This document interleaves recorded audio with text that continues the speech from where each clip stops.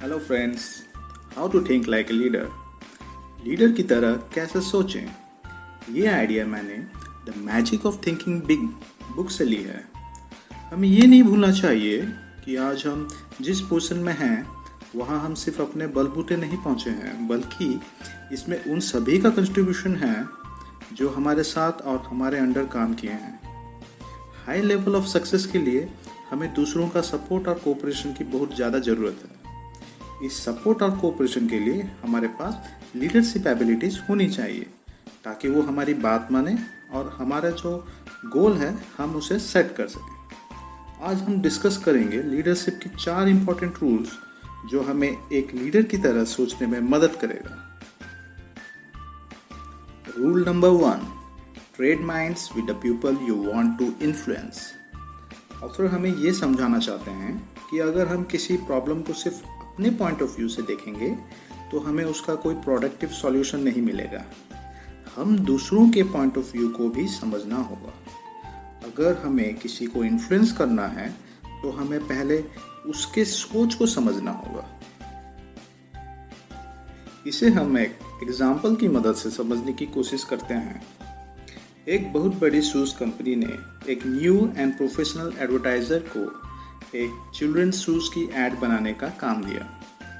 उस एडवर्टाइज़र ने बहुत बढ़िया एडवर्टाइजमेंट बनाया, पर उस एडवर्टाइजमेंट के बावजूद सेल्स में कोई ज़्यादा इम्प्रूवमेंट नहीं हुआ। फिर टेलीविज़न व्यूअर्स पर रिसर्च करने पर यह पता चला कि जब वो ऐड टीवी पर आता था तब ज़्यादातर बच्चे या तो फिर वॉशरूम चले जाते या फिर फ्रिज से कोई चीज़ खाने चले जाते, क्योंकि बच्चों का उस ऐड में कुछ ज़्यादा अट्रैक्शन नहीं था, या तो फिर हम कहें कि उस ऐड में बच्चों के लायक कुछ नहीं था।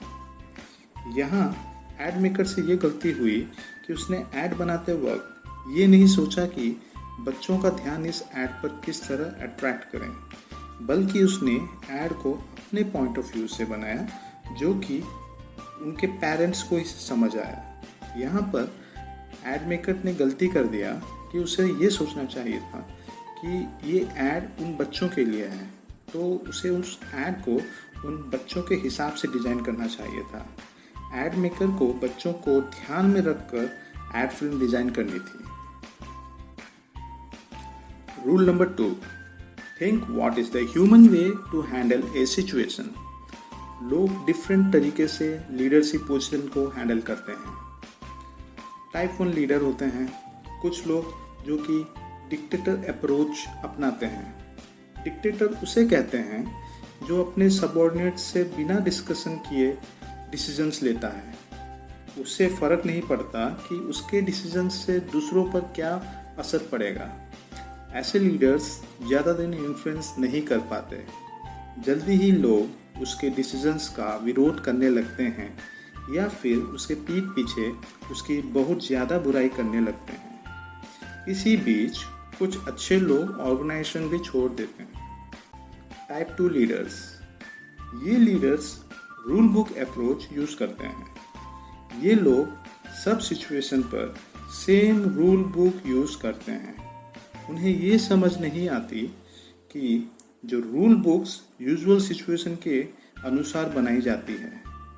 इस टाइप के लोग ह्यूमन को मशीन की तरह ट्रीट करते हैं। ऐसे लीडर्स भी ज़्यादा इन्फ्लुएंस नहीं कर पाते। जल्दी ही लोग उन्हें ऑर्डर्स मानने से इनकार कर देते हैं।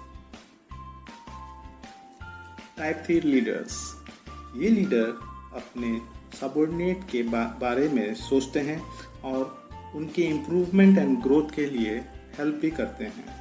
ये लीडर्स डिसीजन मेकिंग में अपने सबऑर्डिनेट्स को भी सजेशंस देने के लिए कहते हैं और उनके सजेशंस लेते हैं।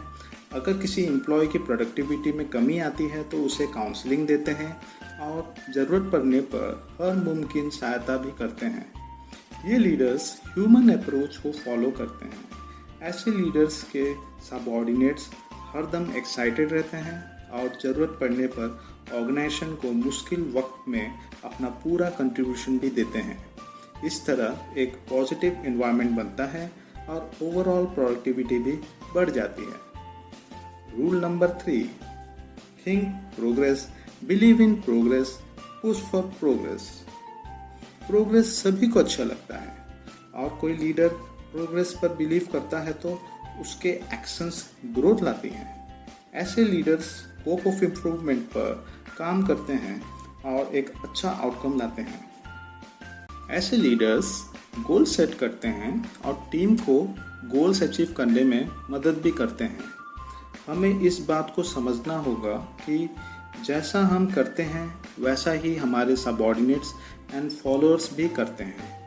हम अगर प्रोग्रेस एंड ग्रोथ का गोल सेटिंग करेंगे और उस पर काम करेंगे तो हमारे सबऑर्डिनेट्स भी वही फॉलो करेंगे।